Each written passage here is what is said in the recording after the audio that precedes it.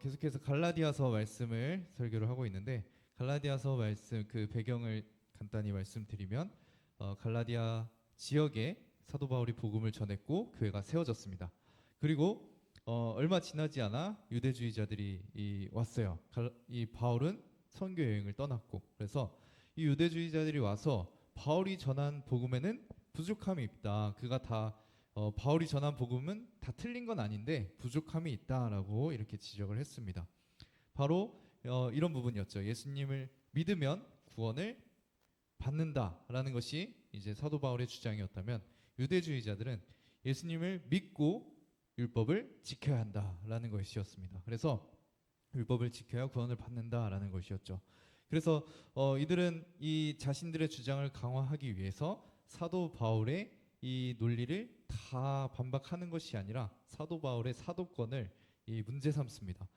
사도 바울 그 사람 사도 아니야. 예수님의 제자 아니야라고 지적을 했던 것이었죠. 그래서 이 사도 바울은 1장과 2장을 통해서 자신이 왜 사도인지 그것을 예수님을 만난 그 사건들을 통해서 자신이 사도임을 밝히 말을 전했습니다. 그리고 다른 사도들과의 인사를 통해서 그것이 확증이 되었죠.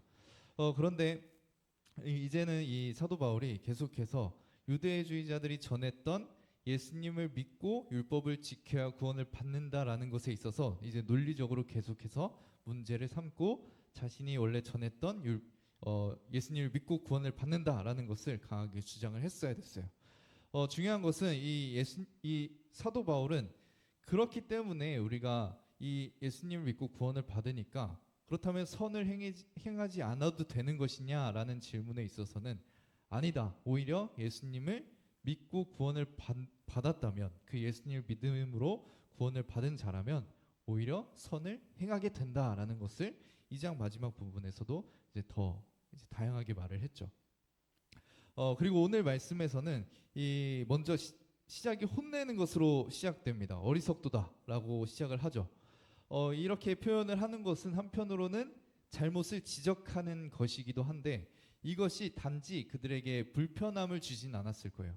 물론 이제 잘못을 지적하니까 불편함이 있겠죠. 그런데 그저 불편함을 받지만 않았을 거예요. 왜냐하면 제가 만약에 이 신앙생활 하는 가운데 이 예수님을 믿고 성경의 모든 것들을 내가 다 따라야 구원을 받을 수 있다라고 생각하면서 막 진짜 고된 신앙생활을 해요. 막 열심히. 근데 그거 모습을 보고 만약에 태민 형제가 목사님 그렇게 신앙생활 하는 거 아니에요? 라고 한다면 물론 이제 그 말에 제가 찔림을 받고 뭔가 불편함을 느끼겠지만 한편으로는 자유함을 느낄 겁니다. 이 사도 바울이 지금 이 갈라디아 교회를 향해서 어리석도다라고 말을 하는 것은 한편으로는 갈라디아인들에게 이 찔림과 동시에 자유함을 줬을 거예요. 계속해서 율법을 지켜야 되지, 율법을 지켜야만 구원을 받을 수 있지라는 그 생각 속에 있었던 이 갈라디아 사람들에게 자유함이 되었던 것이죠. 그래서 이 바울은 이 너희들이 생각하는 거 그거 잘못된 거고 그런 생각들은 이단과 같은 거야라고 했던 것이 오히려 갈라디아 교인들에게는 기쁨이 되었을 것입니다. 그리고 나서 이제 사도 바울은 성령을 받는 것에 대해서 갈라디아 교인들에게 설명을 하고 있어요. 너희들이 성령 하나님을 받게 되는 것이 율법을 행함으로 받는 것이냐 혹은 믿음으로 받는 것이냐라는 질문을 하죠. 이것은 분명히 너희들이 성령을 받은 근거가 너희의 행위가 아니라 믿음으로 받는 거야 라고 강조하고 있는 거죠. 성령 하나님을 받는 것이 우리가 뭔가를 해서 뭔가를 받아낸 것이 아니라 오히려 하나님이 주신 선물이다 라는 것을 강조하고 있는 거예요.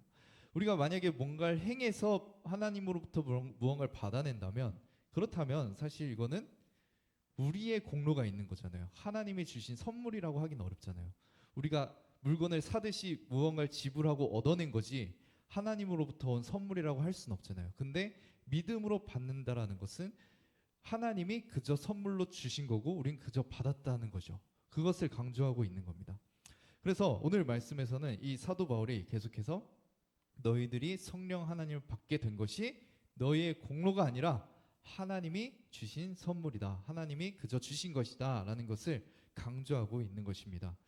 어, 율법을 행함으로 이것을 이제 성령 하나님을 받았는데 다시 율법으로 행한다? 율법으로 다시 구원받으려고 한다? 이건 말도 안 되는 일이다라는 것을 강조하고 있는 것이죠. 그렇다면 이 말씀 속에서 우리는 생각해야 될 게 성령 하나님이 도대체 무엇이길래 우리가 이 갈라디아 교인들에게 지금 사도 바울이 강조하고 있고 왜 하나님의 선물이라고 얘기를 하고 있는지 우리는 성령 하나님에 대해서 알아야 합니다.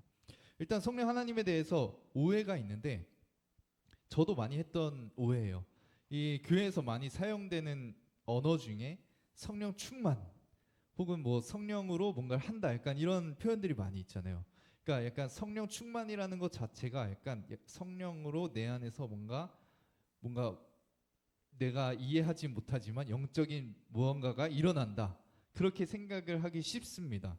그런데 약간 그런 거죠. 약간 초자연적인 내 안에서의 뭔가 이미 일이 일어나게 된다라는 것을 생각하게 되는 거죠.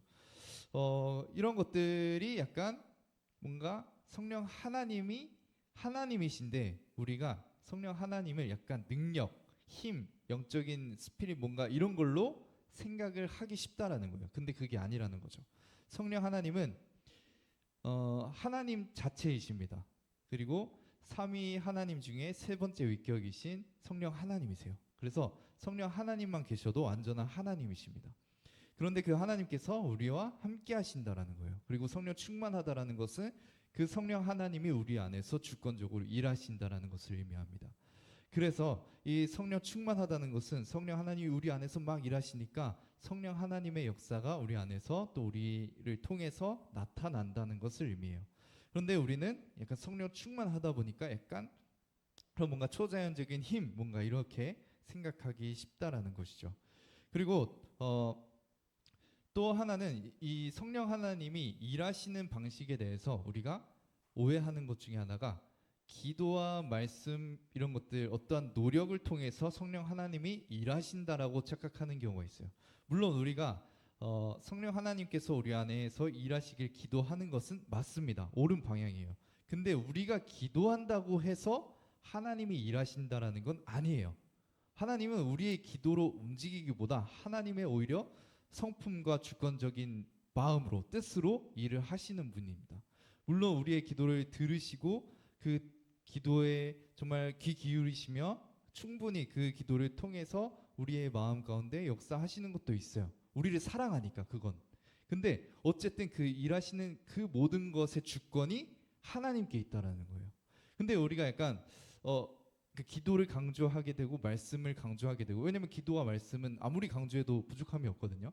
그러다 보니까 기도와 말씀을 강조하다 보니까 약간 우리가 기도함으로 혹은 말씀을 잘 읽음으로 성령 하나님이 일하실 것이다라는 착각을 할 수 있다라는 오해가 생깁니다.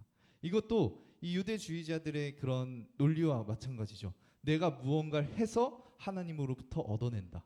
성령 하나님이 우리가 쌓은 기도와 뭔가 말씀의 이런 노력들로 하나님이 일하신다라고 생각하는 것이 유대주의자들의 논리와 같다라는 거죠. 그래서 우리는 이 성령 하나님에 대해서 기도와 말씀 가운데 오히려 우리 안에서 기도와 말씀을 하게 하시고 그것을 통해서 일하시는 분이 하나님이신 거지 우리가 함으로써 성령 하나님이 일하시는 것이 아니라는 거예요. 그래서 주권이 우리에게 있는 것이 아니라 공로가 우리에게 있는 것이 아니라 하나님께 다 있다라는 것을 이제 기억해야 됩니다. 그래서 이 성령 하나님은 우리 안에서 이제 우리가 기도할 수 있게 오히려 도우시는 분이라는 것. 오히려 성령 하나님의 주권적으로 우리를 통해서 역사하신다라는 것을 우리는 기억해야 되는 것이죠. 또 하나의 오해는 이 성령 하나님께서 역사하시고 성령 충만하게 되면 그러니까 항상 마음이 뜨겁다라는 착각을 우리가 할 수 있습니다.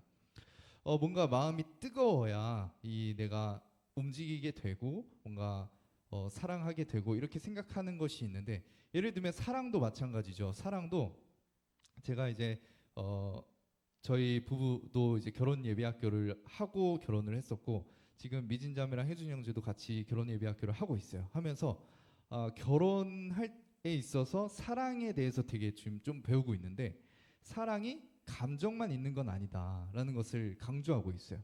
그래서 왜냐하면 사랑이라는 것은 감정으로만 치우치게 되면은 감정이 좋을 때는 사랑하는 것이고 감정이 안 좋으면 그럼 사랑 안 해야 되는 건가? 이렇게 되는 거잖아요. 그런데 이 결혼의 의미에서는 약속의 근거를 하고 있어요. 마찬가지로 이 우리가 하나님을 사랑하는 것에 있어서도 내가 감정이 중심이 된다라면 우리는 사랑할 때도 있고 안 할 때도 있는데 안 할 때가 더 많게 될 것입니다. 그래서 성령 하나님 물론 우리 마음을 뜨겁게 하면서 하나님을 향한 그 기쁨과 감사가 정말 터져 나오게 하시기도 하지만 꼭 그렇지 않더라도 성령 하나님이 일하시는 모습은 정말로 다양합니다. 때로는 지적으로 머리로 깨닫게 하시면서 하나님에 대해 알아가게 하시는 방식도 성령 하나님이 일하시는 것이고 또는 감정이 좀 적더라도 행동을 통해서 하나님을 사랑하는 마음과 그 행동을 나타남으로써 하나님을 향한 사랑하는 삶, 거룩한 삶을 살아가게 도우시는 거예요. 그래서 감정만이 아니라 모든 것에 있어서 하나님께서는 우리 안에서 거룩한 삶을 살아가게 한다라는 거죠. 근데 우리는 약간 감정이 좋아야만 뭔가 올라와야만 하나님을 사랑하고 있다라고 하는 것은 그것은 우리의 하나의 착각인 것입니다. 그래서 성령 하나님은 다양하게 일하시니까 우리는 그 다양한 일하심 속에서 다 누리면서 하나님을 사랑하고 경배해야 되는 것이죠. 이 성령 하나님은 우리가 어떻게 받냐면 이 오직 믿음으로 받는다라고 사도 바울이 계속해서 강조하고 있죠. 예수 그리스도와의 그 연합을 이제 우리와 이제 실제로 적용을 하시는 것인데 성령 하나님이 우리와 함께 하심으로 우리가 예수님과 하나 되었다라는 표현을 하는 거예요. 이 성경에서는 이 성령님이 예수의 영으로서 일하신다라고 표현을 하고 있어요. 그래서 성령 하나님이 우리 안에 계신다라는 건 예수의 영으로서 우리와 함께 하신다. 그래서 예수님과 우리가 연합한 것을 실제로 경험하고 누릴 수 있게 하시는 일을 하십니다. 그래서 이 성령 하나님에 대해서는 우리가 계속해서 한편으로는 알아가면서 누릴 필요가 있는 거예요. 성령 하나님은 일단 여러분들 우리가 계속 이 2부 순서 때 배우고 있는데 이 처음에 시작했을 때 1장의 내용이 그거죠. 삼위일체 하나님. 삼위일체 하나님은 서로 사랑하심으로 완전히 하나이시면서 영원토록 사랑하시며 기뻐하신다라는 것이었죠. 그러니까 성령 하나님도 영원토록 사랑하시면서 기뻐하시는 존재예요. 행복하신 존재예요. 그 성령 하나님이 저와 여러분들 가운데 예수 그리스도 안에서 함께 하시는 거예요. 올 수 있게 되신 거예요. 예수 그리스도를 통해서. 이것이 참 놀라운 일인 이유가 무엇이냐면 구약 시대에 보면은 하나님께서 이스라엘 백성들과 너무나 함께하고 싶어합니다. 그래서 처음에 광야에서부터 어떻게 시작되냐면 성막으로 시작이 되죠. 성막이 중심이 되어서 12지파가 둘러싸서 같이 이동을 합니다. 성막이 중심이에요. 그리고 그 성막에는 하나님의 강력한 임재가 있습니다. 그리고 이제 가나안 땅에 들어와서는 이 다윗 이후에 솔로몬이 성전을 짓죠. 그리고 성전 가운데 하나님이 또 임하십니다. 그리고 그걸 통해서 내가 너희들과 함께한다. 너희들과 계속해서 함께하길 원한다는 것을 보여주죠. 그런데 문제는 뭐냐? 그 하나님이 함께하시는데 이 이스라엘 백성들이 이제 제사를 드리면서 하나님께 나아가요. 성막이나 성전을 통해서. 근데 이 사람들이 나아갈 때 죄가 있으면 하나님 앞에 나아가지 못합니다. 그래서 제사를 드리는 이유 자체가 나의 죄된 죄악을 회개하고 그리고 하나님과의 사랑의 규제로 나아가는 거예요. 그래서 1년에 한 번씩 대제사장은 이 지성소에 들어가게 됐는데 그때 만약에 뭔가 절차를 잘못하거나 이 대제사장이 완전히 회개하지 않았다면 그곳에서 죽게 됩니다. 그만큼 하나님은 너무나 이스라엘 백성들 자기가 사랑하는 사람들과 함께 하시고 싶어하는 동시에 여전히 거룩하시기 때문에 죄인들이 함부로 다가갈 수 없는 거예요. 죄와 흠이 하나님과 함께 할 수가 없는 거예요. 그래서 하나님께 나아갈 때 죄나 흠이 있으면 반드시 죽습니다. 그만큼 하나님이 거룩하시다는 거예요. 그만큼 하나님이 선하시고 아름답다라는 거예요. 그렇기 때문에 어떤 것도 하나님을 더럽게 만들 수 없습니다. 그런데 그 하나님께서 지금 성령 하나님께서 저와 여러분들에게 함께 하신다라고 말씀을 드렸죠. 하나님이 저와 여러분들을 볼 때 어떻게 보실까요? 여전히 죄가 있습니다. 우리가 죄가 하나님 앞에 없다라고 할 수가 없죠. 우리가 여전히 하나님 앞에 죄가 있고 흠이 많습니다. 그런데 하나님이 저와 여러분들과 함께 하신다라는 것은 그 죄와 흠을 보지 않는다라는 거예요. 이건 단지 보지 않는다, 그냥 시야를 가린다 정도가 아니라 이 죄에 대해서 또 흠에 대해서 전혀 이제 생각하지 않고 너를 완전히 거룩한 존재로 여기겠다라고 말씀을 하시는 거예요. 그것이 가능한 이유가 있어요. 이것은 그냥 눈을 감고 너 그냥 거룩해 하고 끌어안는 게 아니라 실제로 우리를 거룩하게 만드셨습니다. 그것이 바로 예수 그리스도께서 행하신 일이죠. 예수 그리스도가 이 땅에 오셨을 때 수많은 죄인들을 보셨습니다. 수많은 흠이 있는 사람들을 보셨어요. 하나님 보시기에 너무나 악했습니다. 그 사람들은 하나님의 형상대로 지어졌지만 하나님의 형상대로 살아가지 않았어요. 그러니까 너무나 죄로 인해서 서로를 헐뜯고 망가뜨리는 걸 봤어요. 그리고 더 나아가서 하나님을 향해서까지 공격을 하게 되죠. 그 모습을 보시고도 하나님께서는, 예수님이 성자 하나님이신 예수님께서는 계속해서 그 사랑하는 길을 갑니다. 가셔서 결국에는 그들에게 많은 비난과 조롱을 당하면서 십자가에 못 박혀 죽으시죠. 십자가에서 예수님은 너무나 흠이 없고 죄가 없으신데도 불구하고 완전히 심각한 죄인으로 취급을 받습니다. 우리가 생각하는 너무나 끔찍한 죄인들이 생각하시면 돼요.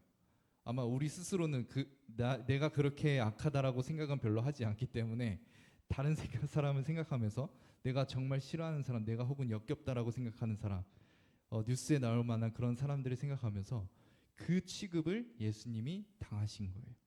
하나님 보시기에 예수님은 너무나 더럽고 추악하고 역겨운 존재가 되셨습니다. 그래서 성부 하나님은 성자 하나님을 향해서 모든 형벌을 내리시죠. 죄인들이 받아야 할 형벌을. 그렇기 때문에 예수님을 믿는 사람들이, 저와 여러분들이 성령 하나님이 우리 가운데 함께 하실 수 있는 이유가 되는 거예요. 하나님 보시기에 이제는 저희들을 볼 때 저희의 죄와 흠을 보시는 것이 아니라 예수 그리스도의 의로움과 아름다움, 그 선하심을 보시고 저희들과 함께하는 거예요. 그래서 저희들을 보실 때는 예수님만큼 거룩하다, 예수님만큼 선하다, 그리고 예수님만큼 사랑스럽다 생각하시고 우리와 함께 하시는 것입니다. 그래서 성령 하나님이 우리 가운데 함께 하시면서 우리 가운데서 원래는 성부 하나님과 성자 하나님이 서로 사랑하시도록 연결시켜 주시는 그 성령 하나님께서 이제는 저희와 이제 하나님과의 관계를 이어주는 역할을 하시는 거예요. 성령 하나님 우리 가운데 역사하셔서 이제 이 구원의 삶 속에서 우리가 항상 하나님을 바라볼 수 있게 하시고 우리가 하나님을 예배할 수 있게 하시고 하나님을 섬길 수 있는 마음을 주시는 거예요. 그래서 신앙의 여정 가운데 신학자들이 정리한 교리가 있어요. 중생, 거듭남. 그러니까 예수님을 믿게 되면서 우리가 거룩하게 여겨졌다, 새롭게 태어났다라는 그 거듭남부터, 그리고 회심하는 것, 회개와 예수님을 믿게 되는 일, 그리고 성화의 삶, 거룩하게 살아가는 그 삶, 이 삶에 대해서도 성령 하나님이 다 함께 하신다라는 거예요. 성령 하나님이 우리 가운데 함께 하시면서 정말 중요하게 하시는 사역이 우리가 예수 그리스도를 계속해서 보게 합니다. 예수님을 보게 하면서 예수님으로부터 받은 하나님의 사랑이 얼마나 크고 아름다운지를 계속 생각하고 알게 하고 누리게 합니다. 그래서 우리는 그 안에서 감사하면서 기뻐하면서 성령 하나님의 도우심에 따라서 이제 거룩한 삶을 살아가게 되는 거예요.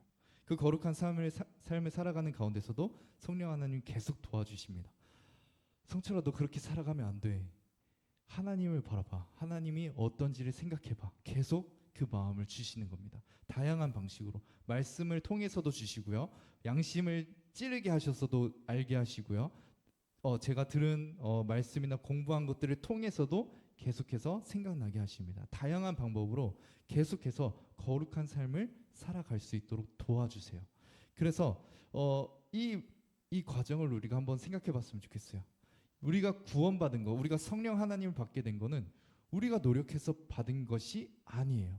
하나님이 우리에게 베풀어진 선물, 예수 그리스도를 통해서 거저 주어진 거고, 성령 하나님은 이제 예수님을 믿는 저와 여러분들 안에서 계속해서 거룩한 삶, 성화의 삶을 살아가게 하는 거죠. 그러니까 유대주의자들은 예수님을 믿고 율법을 지켜야 된다, 혹은 선을 행해야 된다, 그래야 구원을 받는다라고 하지만 사도 바울은 그게 아니라 너희들이 예수님을 믿으면 구원을 받고 성령 하나님을 받는다, 그리고 성령 하나님이 우리가 거룩한 삶을 살게 하신다라는 것을 전하고 있는 것이죠. 그래서 저와 여러분들이 이 성령 하나님을 계속해서 의지했으면 좋겠어요. 성령 하나님은 예수 그리스도 안에서 정말 우리와 함께하고 계세요. 그래서 우리가 성령 하나님을 의지하면서 하나님, 내가 계속 예수님의 사랑을 알게 해주세요. 예수님의 사랑이 얼마나 뜨거운지, 그 사랑이 얼마나 아름다운지 계속해서 알게 해주세요 라고 기도하시면 정말 성령 하나님께서는 그 일을 행하십니다. 당장에 안 느껴질 수는 있어요. 근데 그 신앙의 여정 속에서 그것을 다양한 방식으로 예배하는 가운데 혹은 나눔하고 기도하는 가운데 그것들을 깨닫게 하세요. 그것이 성령 하나님께서 우리 가운데 하시는 일이신 것입니다. 우리가 이 성령 하나님이 행하시는 일들을 잘 알고서 정말 의지하면서 살아갔으면 좋겠어요. 그리고 내가 살아가야 할 삶이 이제는 무언가 인정받기 위함이 아니라, 구원받기 위함이 아니라 하나님께 이미 사랑을 받았기 때문에, 성령 하나님이 우리에게 이미 주어졌기 때문에, 그 사랑과 기쁨이 우리 안에 있기 때문에 내가 성령 하나님 의지하면서 선을 행하며 살아가야겠다라는 마음을 갖고 그렇게 거룩한 삶, 또 하나님이 기뻐하신 삶을 살아가는 저와 여러분들이 되었으면 좋겠습니다.